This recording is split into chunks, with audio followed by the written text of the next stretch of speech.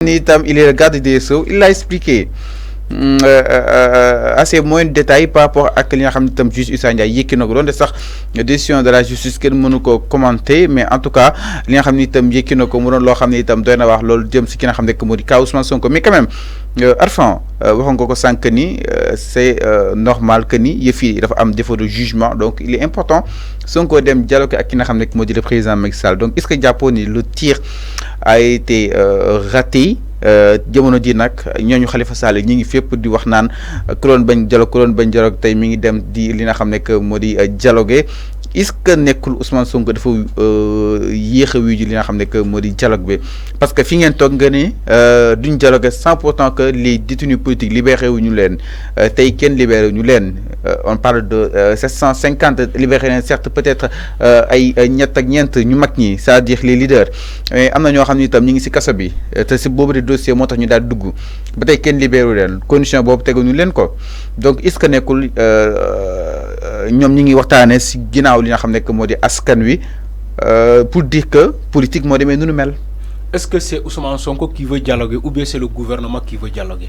Mais kan moo bëgg a bokk non. Mais kan moo bëgg a bokk avant man tamit je te pose la question. Quand tu me donnes la parole, il faut me laisser développer. Ok. Yow posé nga ma question bàyyi ma poser ma développer. Non da nga ma laajaat question. dama ne. ba xam Sonko moo bëgg a dialogue wala gouvernement bi. C'est là où il y a la question. Kan moo bëgg a bokk. dama ne je veux répondre par rapport ay ñooñu Khalifa Sall yi di naan. ku bëggul dialoguer dès le départ. ba ñëw ba fii bëgg a dialoguer dama ne est-ce que c'est Ousmane Sonko qui veut dialoguer ou bien c'est le gouvernement qui veut dialoguer? Sëñ Fallou, les responsabilités sont partagées. Tu sais pourquoi? Ousmane Sonko, c'est une réalité politique. Vous faites que comment dire, il menace la stabilité du pays. Diadouna, le président de la République, m'a dialogué avec cette personne-là.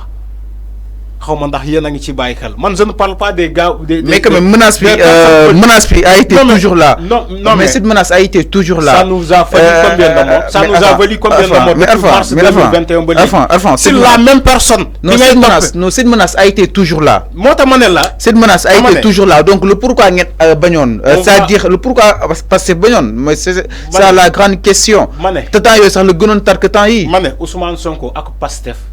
Ñom ñoo xam les raisons pourquoi ñom ñu bañ parce que c'est une partie là.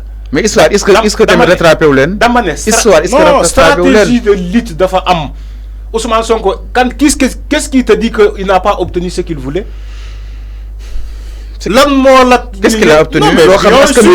Mais c'est pas normal ça. Non mais moi qu'est-ce qu'il t'a dit qu'il n'a pas voulu, il n'a pas obtenu ce qu'il voulait? Mais qu'est-ce qu'il a obtenu? Il est allé en bras de fer avec le gouvernement. Aujourd'hui, on parle de dialogue entre le président de la paix et Ousmane Sonko. Est-ce qu'il n'a pas obtenu ce qu'il voulait? Ñu doon taxaw départ né duma la wéddi sax parce que amna journal yo xam ñew nañ suñu mu gëna yaado bien sûr duma la wéddi ci lolu mais quand même est-ce que lolu nekul dil ci ginaaw askan parce que là c'est grave. Là où on parle que ni amna lo est-ce que amul lo xam ni ñun yëguñu ko là où peut-être ñi taxawon pour la du koy xéxal ci ay patch yu bari. Manela le temps de la guerre et le temps de la guerre, le temps de la paix et le temps de la paix, le temps de dialogue et le temps de dialogue. Toutes les deux guerres mondiales ont fini par une table de fraternité. Dañ tok dialogue. La paix se prépare en temps de guerre, comme on le dit communément. Ousmane Sonko mënul nek durant toute sa vie di xex ak le gouvernement wala di xex ak l'état du Sénégal mënul nek. OK. Il n'a même pas ces forces-là. Il va y avoir un moment bo xamantene day dem dialoguer ak ce régime. Le régime bien sûr. Té aussi régime bi mom tamit bu xolé bu féké intérêt stabilité Sénégal mo len ñor, ils vont accepter ce dialogue-là. Tu sais pourquoi? Parce que Ousmane Sonko c'est une incarnation d'un peuple. C'est une femme. Il ne faut pas nier que Ousmane Sonko a aujourd'hui une force. Et là, comment force c'est le peuple sénégalais. OK. L'État ne peut pas être du xex ak ben nit ben jëm parce que État xajul ci yow.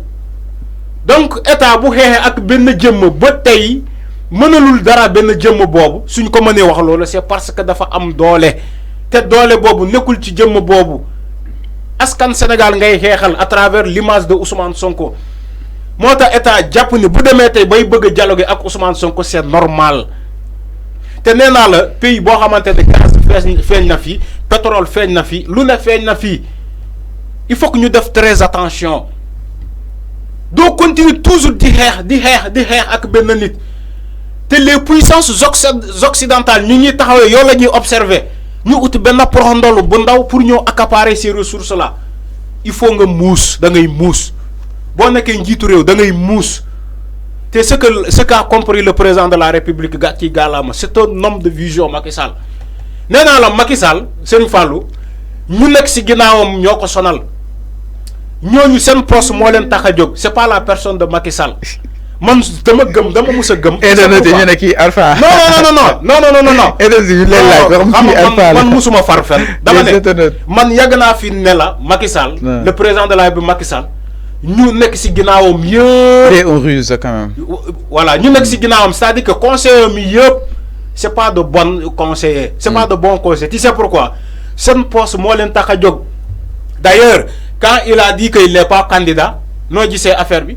commencé wul ñu comme ñu mel ni Abdou Aziz Komal Diop commencé wul ne ñoom ay candidat lañu affaire bi commencé wul jaxasoo.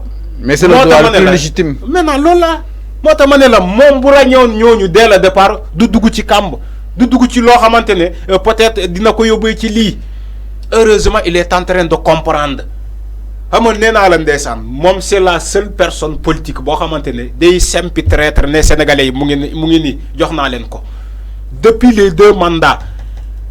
ñaata vague de comment dire de transhumance ñoo jógee ci Abdoulaye Wade ñëw ci comment dire ci Benno Bokk Yaakaar. ñoo xamante ne mus nañu taxaw ci télé ne la il faut condamner la transhumance il faut fusiller les transhumants il faut condamner l'apologie de la transhumance comme le disait notre cher ministre des Affaires étrangères. Maître Aminata Tall Sall. C'est clair moom moo ko doon wax. C'est clair avant. Macky Sall sempi na leen ne Sénégalais ñii ñooy traître yi.